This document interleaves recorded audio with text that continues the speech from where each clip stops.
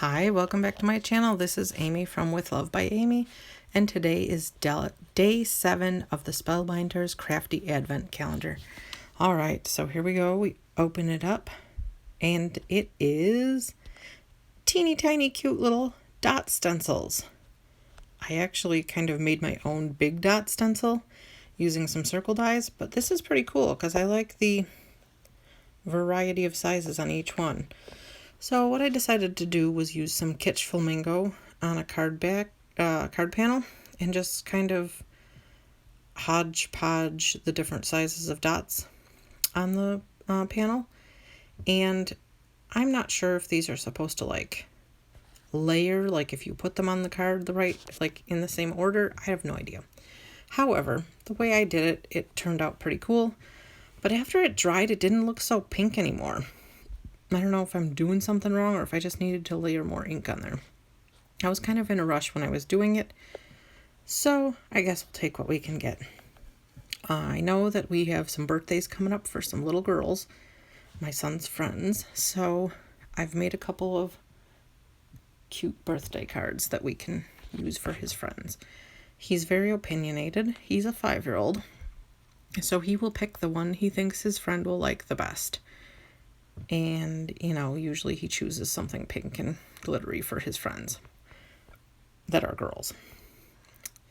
But yes, it took me way too long to do this. And I didn't do the greatest job of not going over the edge of the stencil with the blending brush. So I had to figure out something to kind of cover it up so it wouldn't draw attention to it so much. These projects are interesting to me because it forces me to like think on the fly, and then it's funny when I'm doing my voiceovers at the end, I kind of like come up with other ideas that I could have done, or like I think about different things. Like after I did this, I was wondering if the stencils are layering stencils, like if you put them the same way, will you get different dots in all the same spots or whatever, you know what I mean? The bigger, littler, whatever dots will not overlap. I don't know, but these are the things I think of when I'm doing my voiceovers. And here we go. Hopefully we're getting close to the end. It did take me way longer than I thought it would to put the ink on this with the dots. I don't stencil as much as I would, I guess, like to. I did notice though, so I'm using this this mat you see here in the background. It's actually a silicone baking mat. I think somebody gave it to me. It was from Aldi's.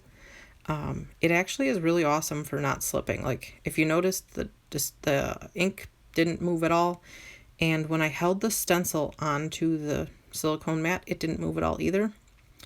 My blending brush holder, I got that from the makeup section at Five Below, which is kind of like a dollar store if you're not familiar.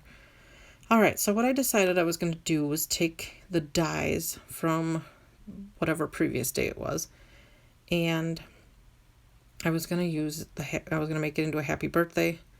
So here I am die cutting. I decided to die cut the shadow layer with pink glitter cardstock. And I do use, my die cutting machine is very old, so I do use a metal shim in there. It's underneath of my cutting plate. Otherwise, these intricate dies don't work so well. And then here I am cutting a little scallop edge with the die that came earlier in the advent calendar.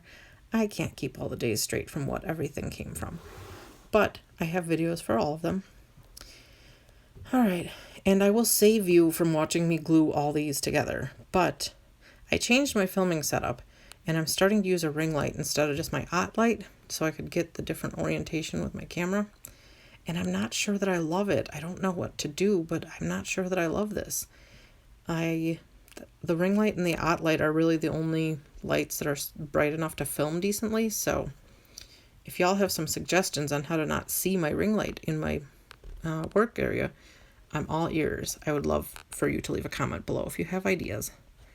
I don't know if it's because the surfaces I'm using are slightly reflective, or if my ring light is just too close to my work surface, maybe. I'm not sure. I've previously only used the the light offset from my work area. But here I am gluing the sentiments onto the card. I'm using the magnets that came with my Make Art station to space it out and keep the sentiments straight. The only thing I wish I would have done in hindsight is I wish I would have kind of like made a mark in the center of the cardstock so that I could kind of keep them all centered, because I noticed that this one, after I put it on, it wasn't exactly in line with the rest of them.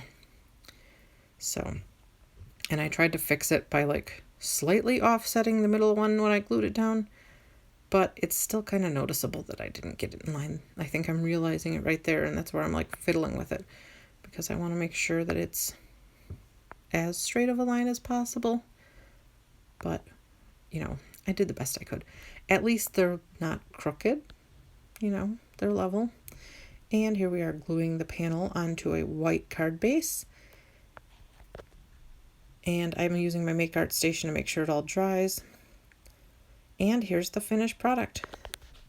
Let me know down in the comments what you would have done with these stencils. Thank you so much for watching, and here are some other videos that you may enjoy. Don't forget to come back tomorrow for the next project.